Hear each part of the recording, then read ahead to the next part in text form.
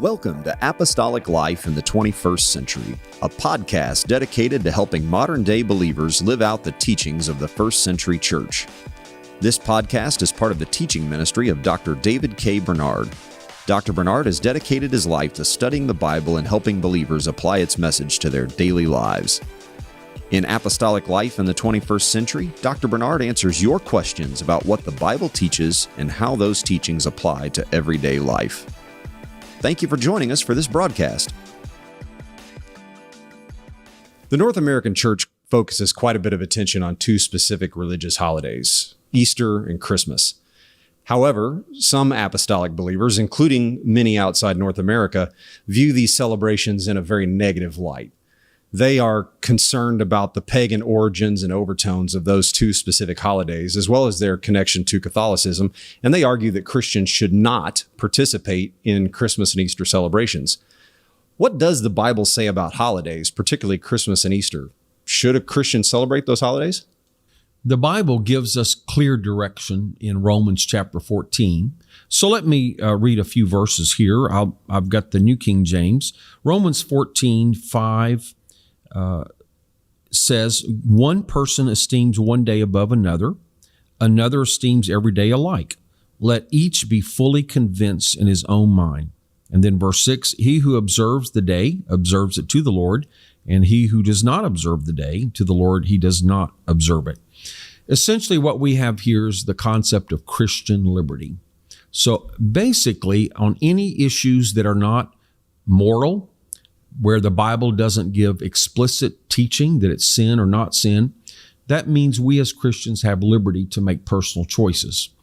And if you read the entire chapter of Romans 14, it says we can have different choices, but we respect one another. So if someone decides to participate in a certain observance, we shouldn't ridicule them, we shouldn't judge them, we shouldn't condemn them. But if someone decides not to participate, likewise, we shouldn't ridicule, condemn, or judge them. Now, let's talk more specifically about Christmas and Easter. It is true that some aspects of these celebrations have pagan overtones. Of course, that's true of anything in life, or many things in life, I would say. For example, in English, we use the term Sunday. That was originally given to honor the sun god. Monday, the moon god. And so you go down through the week.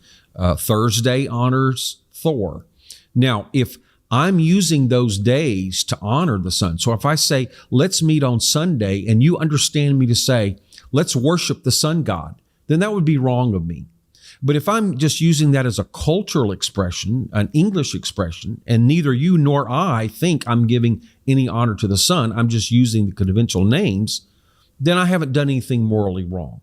And so I have liberty. Now, if I really feel bad and don't want to leave any wrong impression, don't want to give any credence to this, I could say, let's meet on the first day of the week. And that would be okay. In other words, I have a choice. It's not a matter of sin. It's not a matter of biblical prohibition or command. It's not a matter of evil. It's not a matter of morality. So I have a personal choice.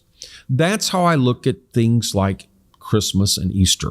Now, some people say, we're celebrating paganism. If you're truly doing that, or if the people you're associated with truly think you're promoting idolatry, you're promoting pagan worship, then you shouldn't celebrate. But if you say, regardless of the connotations of secular people, or regardless of some of the origins, I'm not doing this for any pagan celebration. I'm not worshiping any idol, and I'm not encouraging anybody to worship idol. I have chosen this day to celebrate the Lord. Well, then you have transformed that meaning into something that is acceptable. So you have a personal choice. Now, you might say, well, I don't want to use the term Easter. I want to say Resurrection Sunday, or whatever you want to do. Now, I know in North America, many people are accustomed to going to church on or around those 2 days. So as a practical matter for a pastor, it's a great time to encourage people to come to church. And once they come to church, they get exposed to the apostolic faith, to Pentecostal worship, the move of the Spirit, and we might win them. So it can be a great evangelistic tool. I think it is a good thing to do. Now, in some heavily Catholic countries like Latin America, some of these celebrations so closely associated with Roman Catholicism or with paganism that many Christians say, I don't want to have any part of that. Well, in that culture, that's understandable. So in summary, I think Romans 14 does give us the answer. If you feel like that participating in these events would associate you with paganism, where you would feel like you're honoring pagan gods, or you think your friends and family and the people you're trying to win the Lord will think you're actually supporting pagan worship, then by all means don't participate. But if you can celebrate the day unto the Lord with a true scriptural appreciation for the birth of Jesus, for the resurrection of Jesus, and you can use it for a wholesome purpose, then I think Scripture gives you that liberty. In short, I think local churches and individual believers can choose to celebrate the day as long as they do it unto the Lord, or they can choose not to do so.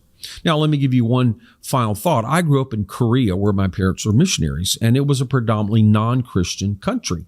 So Buddha's birthday was a holiday. Now, they did set aside time for Christmas because it's an international holiday. But for the church, that was a very important thing, because in a culture that was mostly Buddhist or ancestor worship or spirit worship, for them to have a special day to honor Jesus Christ was a great thing, because it told the whole nation that Jesus Christ was important. And so the churches there would always have church on Christmas. So for them, it wasn't a family celebration or it wasn't a personal holiday. It was actually a time to worship the Lord. And it was a great opportunity to bear witness in that non-Christian culture that Jesus Christ makes a difference. So in that case, it was a very positive thing to be able to celebrate Jesus Christ in that culture. In short, different people can have different answers, but we should not judge or condemn one another. We should do everything we do as unto the Lord. Thank you for listening to this episode of Apostolic Life in the 21st Century. If you enjoy this podcast, please take a moment to give us a review on Apple Podcasts, Spotify, or your favorite podcast app. We also appreciate it when you share Apostolic Life in the 21st Century with a friend or family member. Finally, join us again next time as we look at how the Bible applies to everyday life.